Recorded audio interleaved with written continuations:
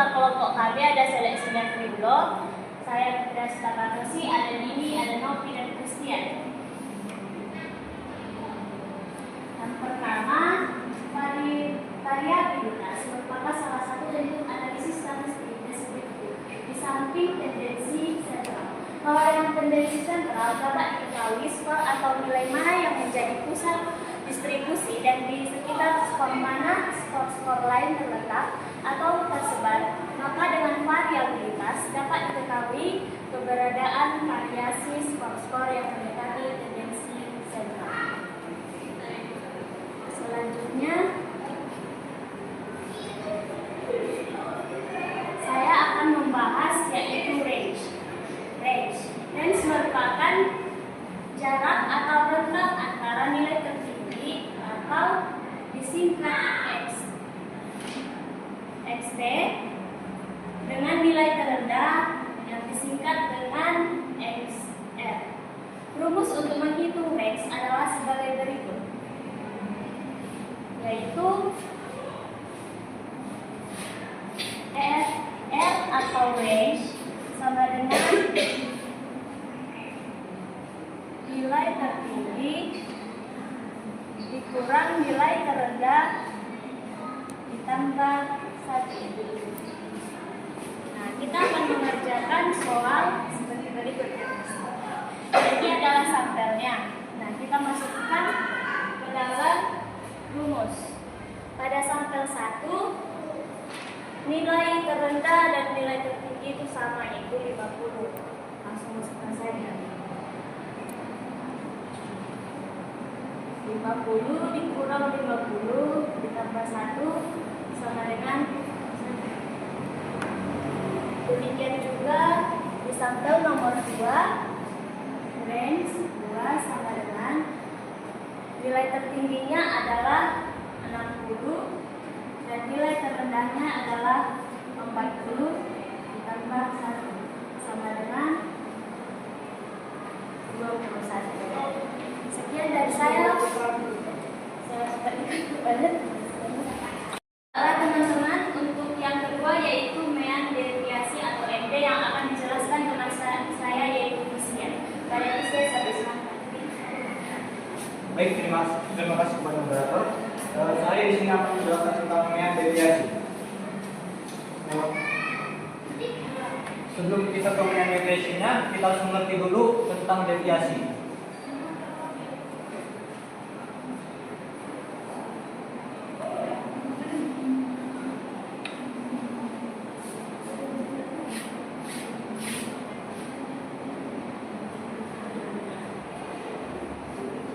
Deviasi itu adalah penyimpangan atau selisih masing-masing skor dari nilai kelompoknya.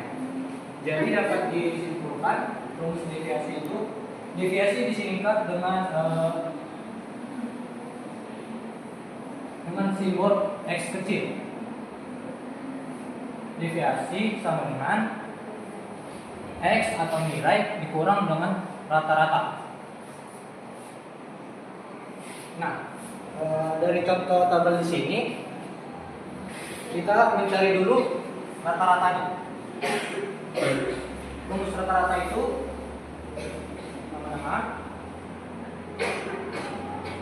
sigma X per N. Sigma X itu adalah jumlah dari banyaknya skor atau nilai, yaitu 630 per N itu banyaknya nilai 1, 2, 3 sampai dengan 9 sama dengan 70. Jadi deviasinya ini hasilnya ini didapatkan dari 90 dikurang 70, jadi sama dengan positif 20. Begitu juga sampai dengan ke bawah, kurang 70, 85 kurang 70 sama dengan positif 15. Yang selanjutnya 80 dikurang 70 sama dengan positif 10. 75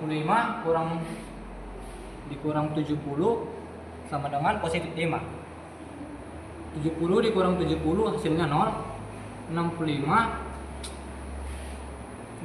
kurang 70 sama dengan negatif 5.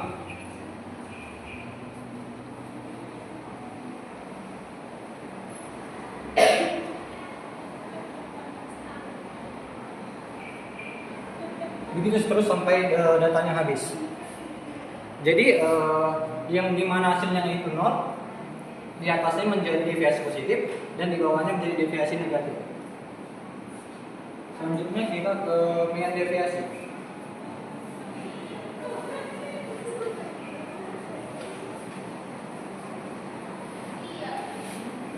Mean deviasi adalah penyimpangan rata-rata, yaitu harga rata-rata dari suatu penyimpangan nilai terhadap nilai mean kelompok nilai tersebut dalam sebuah distribusi. Di contoh tabelnya ini ada 12 nilai atau skor.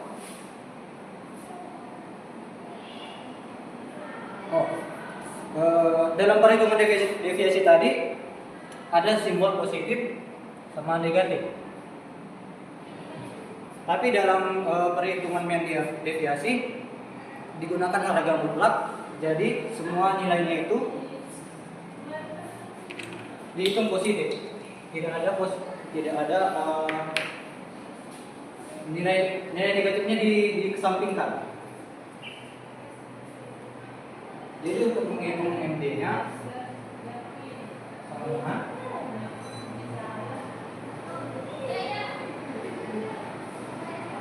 rumus MD sama dengan sigma deviasi per banyaknya nilai. Pertama kita cari dulu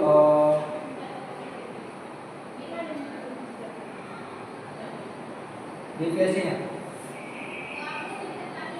Deviasi itu nilai per dikurang rata-rata. Kita cari dulu rata-ratanya ini dengan rumus sigma x per banyaknya nilai. Dengan jumlah keseluruhannya ini 312 dibagi banyaknya data 12 dengan 26. Jadi hasilnya ini didapat dari 75 kurang 26 sama dengan 9. Begitu seterusnya sampai dengan ke bawah, didapatlah hasilnya ini. Jadi langsung saja kita mencari median deviasinya.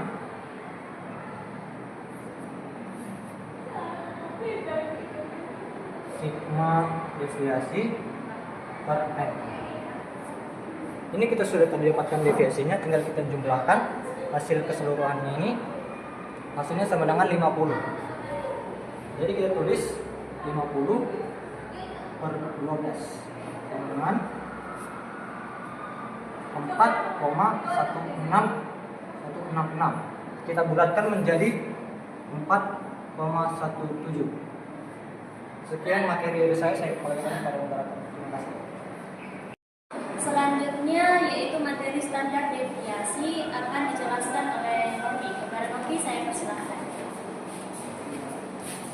Baik, terima kasih kepada moderator. Di sini saya akan menjelaskan tentang standar deviasi. Jadi standar deviasi ini merupakan akar dari jumlah deviasi kuadrat dibagi jumlah banyaknya individu dalam sebuah tabel distribusi frekuensi. Sebagaimana terdeskripsikan sebelumnya, bahwa tabel distribusi frekuensi memiliki dua bentuk, yaitu tabel distribusi frekuensi tunggal dengan frekuensi masing-masing satu atau lebih dari satu, dan tabel distribusi frekuensi bergolong. Nah, di sini pertama kita akan membahas tentang standar deviasi pada tabel distribusi frekuensi tunggal. Tabel distribusi frekuensi tunggal memiliki dua bentuk, yaitu tabel distribusi frekuensi tunggal dengan satu frekuensi dan tabel distribusi frekuensi tunggal dengan lebih dari satu. Nah, untuk tabel distribusi frekuensi tunggal dengan frekuensi satu, kita menggunakan rumus standar deviasi sama dengan akar dari sigma x kuadrat per n. X ini merupakan deviasi. Nah, untuk contohnya bisa kita lihat pada tabel 43 ini, uang jajan per bulan siswa SDX. Di sini kita melihat deviasi seperti yang sudah dijelaskan oleh saudara Christian sebelumnya. Untuk mencari deviasi ini rumusnya dengan X. Deviasi sama dengan nilai dikurang dengan rata-rata. Jadi 35 ini dikurang dengan 26, begitu seterusnya sampai bawah hasilnya 9. Nah, untuk deviasi ini sendiri X kuadrat yang kita gunakan di sini, maka si deviasi yang ini dikuadratkan hasilnya ini. Untuk sigma X kuadratnya kita gunakan 280. Kita masukkan ke dalam rumus. Standar deviasi sama dengan akar dari, di sana tadi hasil dari X kuadratnya adalah 280 per 12. Maka standar deviasinya sama dengan akar dari 23,33 yang hasilnya adalah 4,83 atau dibulatkan menjadi 5. Nah, untuk selanjutnya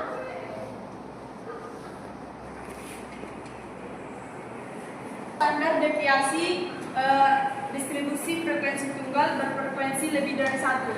Di sini digunakan dua rumus. Yang pertama kita akan membahas standar deviasi yang dengan menggunakan rumus deviasi, di mana rumusnya adalah standar deviasi sama dengan akar dari sigma fx kuadrat per n. Kita lihat contohnya pada tabel berikut. Nah, di sini kan ada frekuensi. Frekuensi ini jumlah dari nilai ini yang sudah kita lihat pada tabel sebelumnya. Untuk mencari fx ini, f dikalikan dengan x di sini. Kemudian deviasi tadi sudah saya jelaskan, ini juga sudah saya jelaskan. Nah, untuk mencari fx ini, kita kalikan f frekuensi ini dengan deviasi. Maka hasilnya adalah ini. Nah, untuk fx kuadrat ini, kita kalikan f ini dengan, untuk fx kuadrat yang terakhir, kita kalikan frekuensi dengan deviasi yang dikuadratkan. Rumusnya menjadi fx kuadrat begini. Misalnya nilai yang pertama f-nya 1 dikalikan dengan 35 kuadrat, hasilnya nanti akan ini. Ya, hasilnya ini. Dikali fx kuadrat 1 dikali 9 kuadrat. Maaf teman-teman, ada kesalahan. Hasilnya 81. Begitupun nanti selanjutnya 3 dikali 4 kuadrat, 2 dikali min 1 kuadrat, hasilnya 2. Begitu seterusnya sampai bawah. Nah, kita masukkan ke dalam rumus. Sigma fx-nya di sini adalah sigma fx kuadrat ada 280. Standar deviasi sama dengan akar dari 280 per n yang hasilnya sama seperti tadi, sama dengan akar dari 23,33 sama dengan 4,83 yang hasilnya juga 5. Yang kedua, dengan menggunakan angka kasar. Untuk mencari standar deviasi dengan menggunakan angka kasar, kita menggunakan rumus standar deviasi sama dengan akar dari sigma fx kuadrat per n dikurang sigma fx per n dikuadratkan. Nah, di sini bisa kita lihat yang kita perlukan di sini adalah fx. Fx ini didapat dari f ini dikalikan dengan x ini. Kemudian yang ini sama seperti yang sudah saya jelaskan tadi, f ini dikalikan dengan x kuadrat ini, hasilnya ini. Nanti jika dijumlahkan seluruhnya hasilnya ini. Kita masukkan ke dalam rumus. Sigma fx kuadrat di sana adalah standar deviasi sama dengan 8.392 akar dari 8.392 per n-nya sama dengan 12 dikurang sigma fx-nya di sini 312 dikurang 312, n-nya sama 12 dikuadratkan. Standar deviasi sama dengan akar dari 699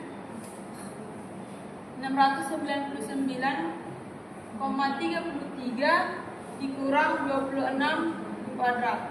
Maka standar deviasinya sama dengan akar dari 699,33 dikurang 676, hasilnya sama seperti tadi, akar dari 23,33 sama dengan 4,83 yang dibulatkan menjadi 5.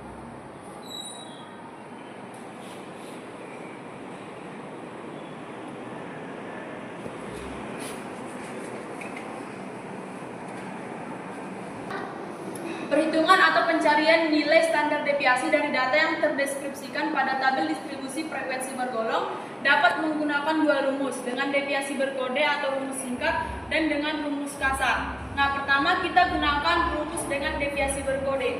Kita gunakan rumus standar deviasi sama dengan panjang kelas dikali dengan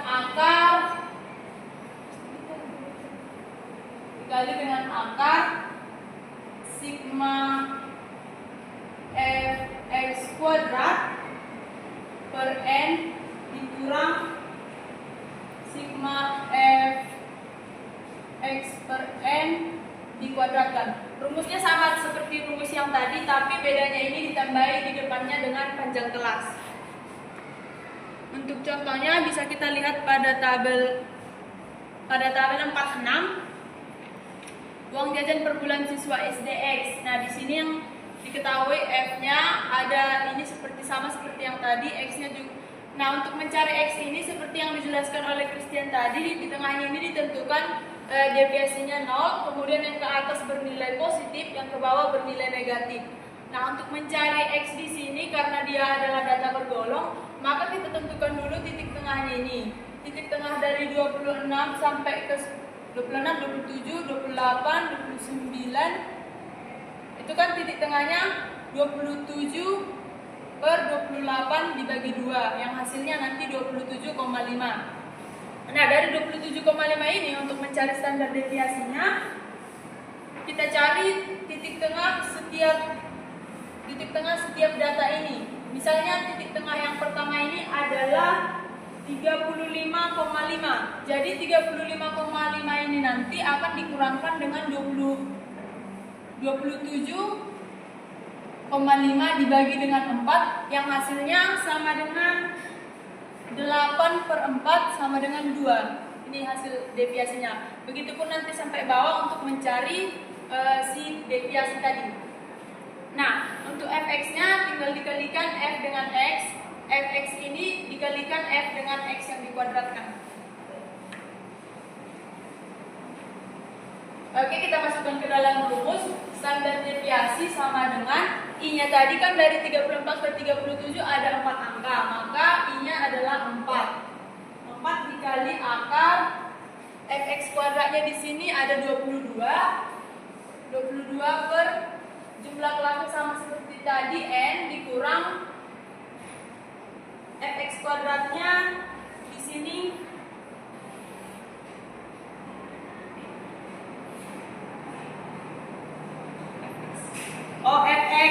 fx yang ini minus 4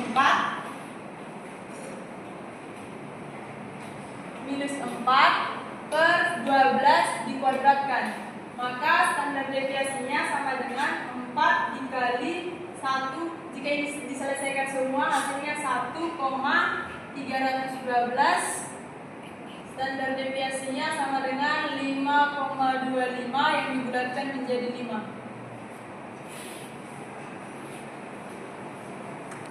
Selanjutnya, rumus dengan angka kasar. Nah, untuk mencari standar deviasi dengan rumus angka kasar ini kita gunakan rumus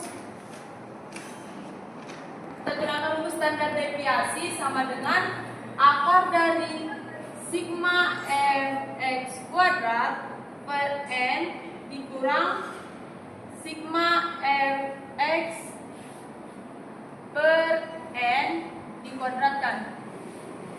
Dari tabel ini, nah bisa kita lihat f ini sama seperti tadi frekuensi, x yang ini adalah titik tengah tengahnya. Seperti yang sudah kita cari sebelumnya, untuk mencari titik tengahnya, kita cari dari 34, 35, 36, 37.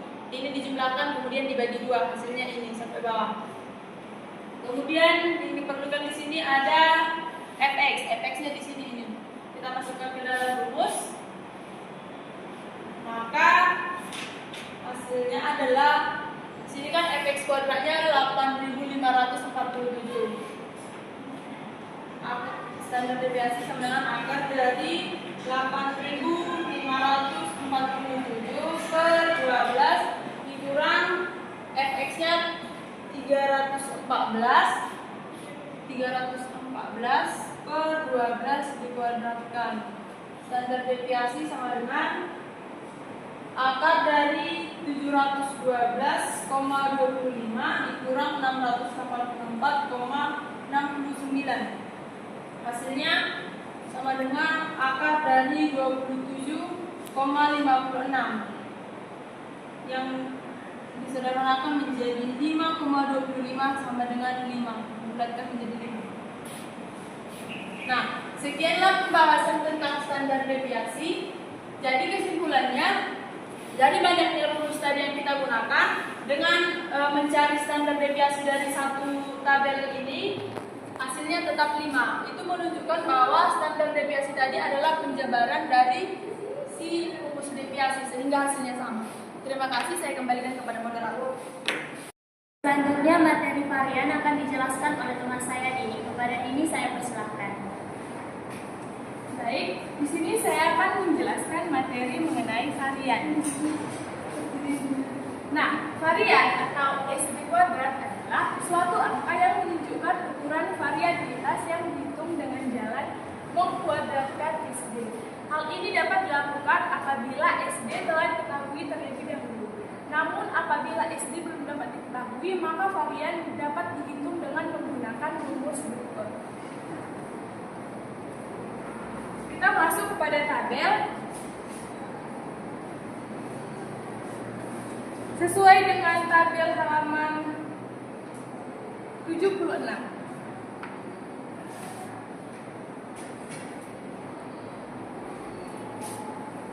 Tadi disebutkan bahwa rumus varian adalah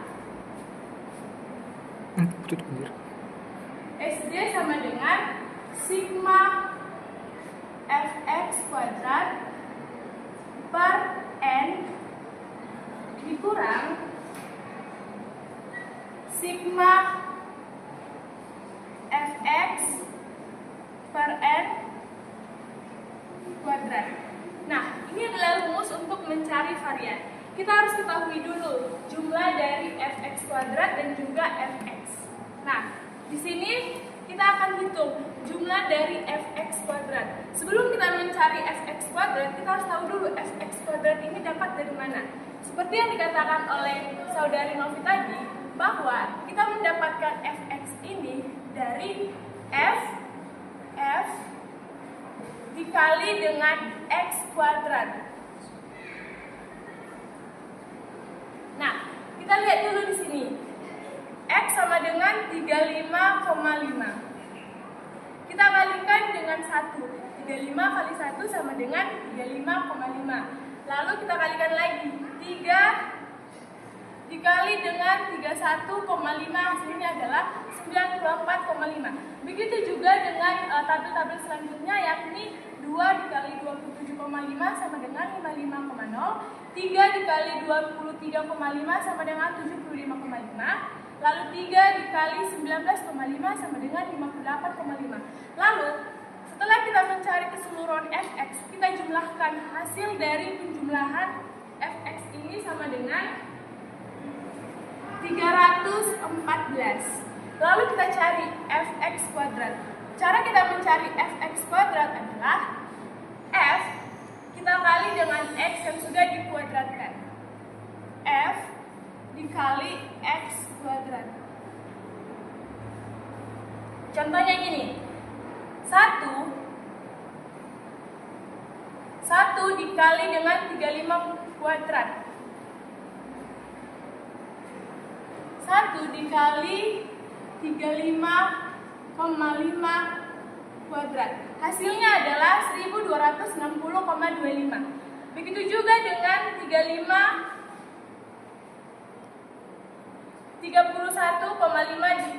dikali 31,5 kuadrat. Maka hasilnya adalah 2976,75. Begitu juga dengan 27,5 dengan dikalikan dengan 2, hasilnya adalah ini. Ini juga hasilnya ini dan ini. Lalu setelah kita menjumlahkan fx kuadrat, kita jumlahkan total keseluruhan yang ada. Maka hasil yang akan didapatkan adalah 8.547. Nah, setelah kita mencari jumlah sigma dari fx dan juga fx kuadrat, maka kita balik ke rumus. Rumusnya tadi adalah sigma fx kuadrat per n dikurang sigma fx per n kuadrat. Nah, kita sudah dapat tadi sigma fx kuadratnya adalah ini, 8.547.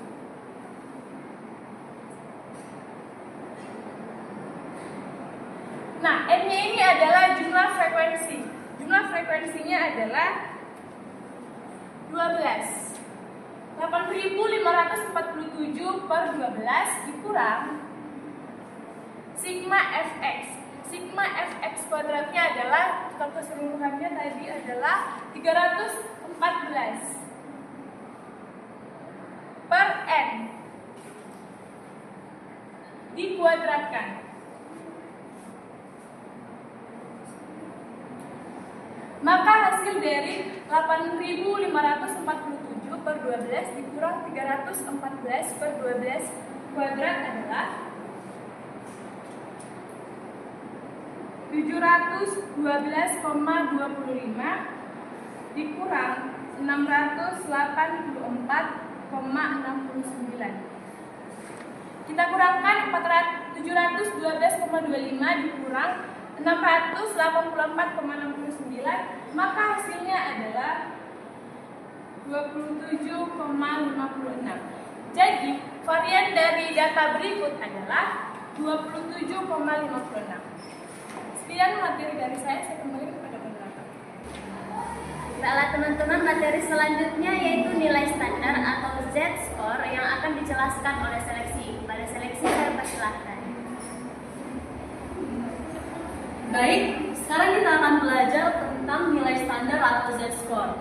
Nilai standar atau Z-score adalah suatu bilangan angka yang menunjukkan seberapa jauh suatu nilai X menyimpang dari min X rata-rata dalam satuan standar deviasi atau SD. Dengan nilai standar, peneliti dapat memberikan suatu ukuran baku dan juga dapat menggunakannya sebagai ukuran untuk membandingkan dua gejala atau lebih. Secara umum, rumus mencari Z-score itu adalah Z sama dengan X dikurang min per standar deviasi. Nah, ada pun langkah-langkah yang harus kita lewati saat ingin mencari Z-score atau nilai standar ini. Yang pertama itu mengumpulkan data, yang kedua mencari nilai min dan standar deviasi, dan yang ketiga itu langsung mencari Z-score-nya. Agar lebih jelasnya kita langsung masuk ke contoh. Seperti pada halaman 77, di situ ada contoh pertama. Seorang mahasiswa mendapat skor 70 pada mata kuliah metode penelitian. Nilai min dari mata kuliah tersebut ditemukan 80 dan standar deviasi ditemukan 10. Sementara itu dia mendapat skor 40 pada mata kuliah statistik dengan nilai min ditemukan 30 dan standar deviasinya 5. Maka nilai standar mahasiswa dari kedua mata kuliah tersebut dapat dicari sebagai berikut. Nah, karena kan di contoh ini tadi sudah ditemukan nilai min-nya sama standar deviasinya, jadi ini lebih cepat karena sudah ada keterangan pada soalnya. Langsung saja.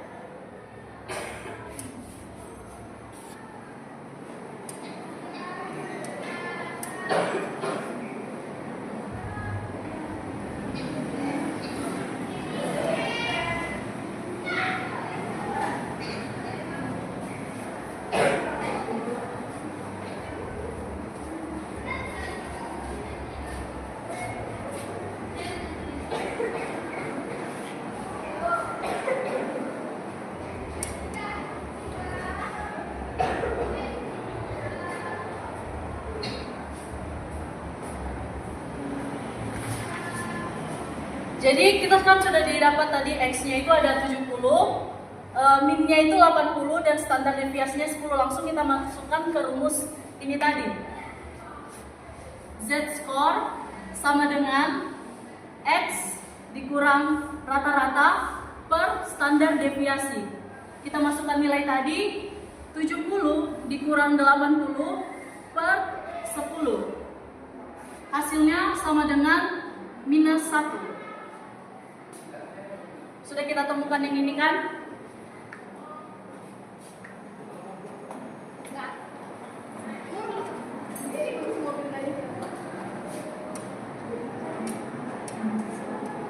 Kita lanjut pada mata kuliah statistik.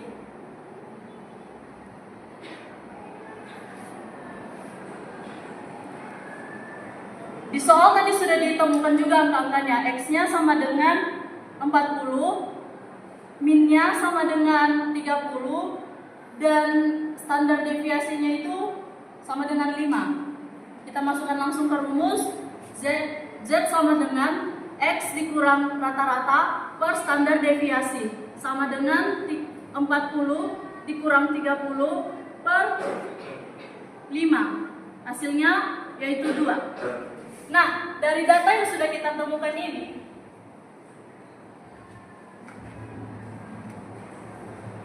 dapat dipastikan bahwa mahasiswa ini lebih paham atau lebih mengerti pada mata kuliah statistika dibanding dari mata kuliah metode penelitian. Hal itu dapat kita lihat bahwa di mata kuliah statistika itu Z-score-nya itu 2 plus 2, sedangkan pada mata kuliah metode penelitian itu Z-score-nya itu minus 1. Nah, agar lebih konkret lagi, kita masuk ke contoh yang lebih abstrak atau lebih luas.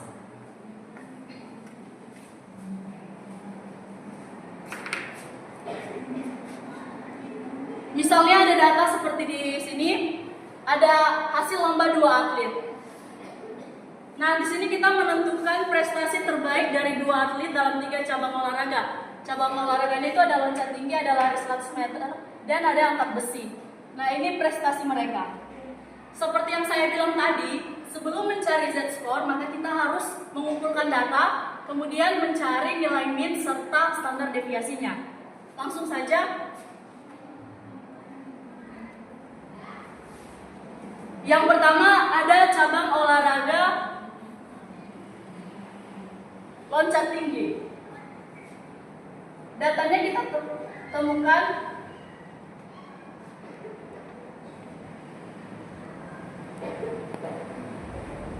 datanya ada 2, itu kan ada si Amir sama si Budi.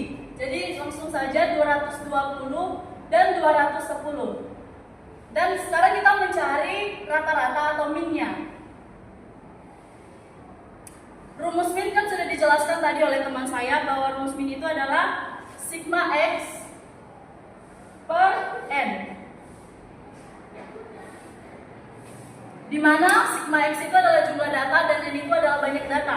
Jadi kedua data ini dijumlahkan, hasilnya itu 430 dan banyak datanya itu ada 1, 2. Berarti per 2, maka nilai min-nya itu adalah 215. Kemudian kita masuk pada pencarian standar deviasi. Rumus mencari standar deviasi itu adalah akar sigma X kuadrat per N. Nah, ditemukan bahwa di sini kan ada data 220 dan 210. Ini akan dikurangkan dengan nilai min-nya. Agar lebih jelas, saya langsung masukkan ke soalnya.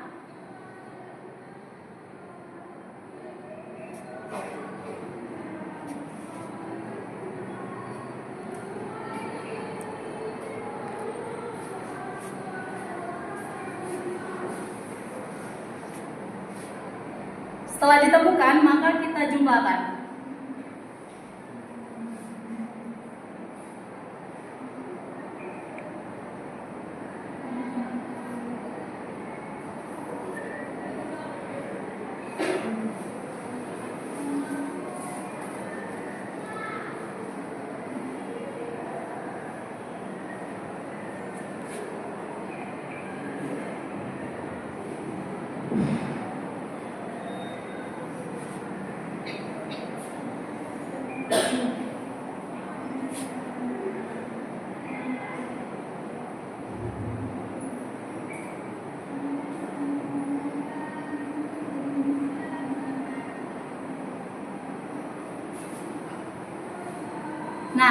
Setelah kita jumlahkan 220 dikurang 215 sama dengan 5 dipangkatkan 2, kemudian ditambah 210 dikurang 215 itu minus 5 dipangkatkan 2 juga. Maka hasilnya 25 ditambah 25 per 2, maka akan berakhir di akar 25. Akar 25 sama dengan 5, maka standar deviasinya itu adalah 5. Nah, begitu seterusnya untuk cabang olahraga lari 100 meter dan angkat besinya, maka harus digunakan dulu rumus mencari data, mencari min, dan mencari standar deviasinya.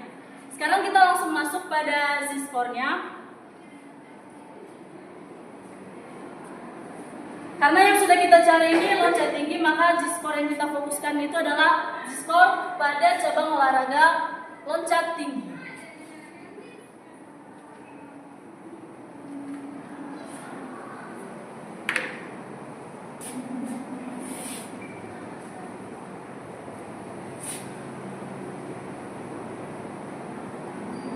Nah, karena pada data ada 2 orang atlet, maka setiap atlet kita cari z-score-nya. Pada loncat tinggi, z-score Amir itu rumusnya X dikurang min per SD. 220 dikurang 215 per 5. Maka hasilnya itu 5 per 5 sama dengan 1. Kemudian untuk z-score Budi, X per X min per SD sama dengan 210 dikurang 215 per 5 sama dengan min 5 per 5 sama dengan minus 1. Nah, ini contoh pencarian z-score untuk loncat tinggi. Untuk mempersingkat waktu, karena kan ada 3 nih cabang olahraganya. Jadi untuk cabang olahraga lari 100 meter dan angkat besi itu kan harus dicari tadi seperti rumus-rumus sebelumnya. Namun di sini saya akan mempersingkat waktu dan langsung mengeluarkan angka-angkanya. Untuk lari 100 meter, z-score Amir itu adalah X dikurang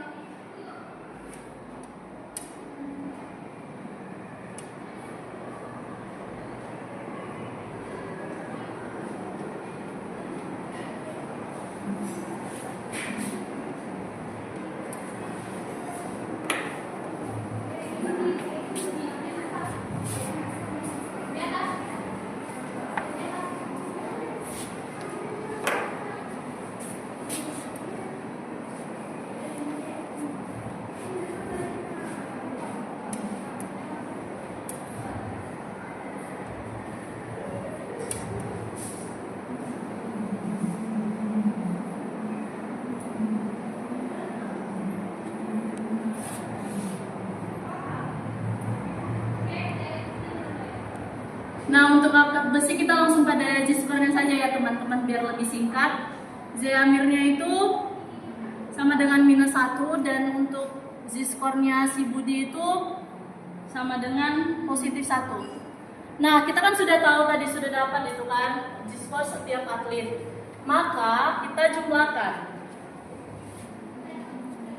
Perolehan z-score atlet Amir itu tadi kan ada di loncat tinggi dia dapat 1, dijumlahkan dengan di lari 100 meter dia dapat minus 1, dan di angkat besi dia dapat minus 1 juga. Maka dijumlahkan 1 dikurang 1 sama dengan 0 dikurang 1 itu sama dengan minus 1. Dan untuk Budi di loncat tinggi dia dapat tadi minus 1, ditambah di lari 100 meter dia dapat 1, di olahraga angkat besi dia dapat 1, maka dijumlahkan hasilnya itu adalah 1. Dari data ini, dari z-score ini dapat kita buktikan bahwa prestasi olahraga Budi lebih tinggi daripada Amir. Demikian yang dapat saya sampaikan, saya kembalikan ke moderator. Baiklah, sekianlah presentasi dari kami. Kesimpulan yang dapat kami sampaikan adalah bahwa ukuran variabilitas merupakan salah satu elemen fundamental dalam analisis statistik yang berfungsi untuk menggambarkan seberapa besar penyebaran atau perbedaan dalam suatu kumpulan data.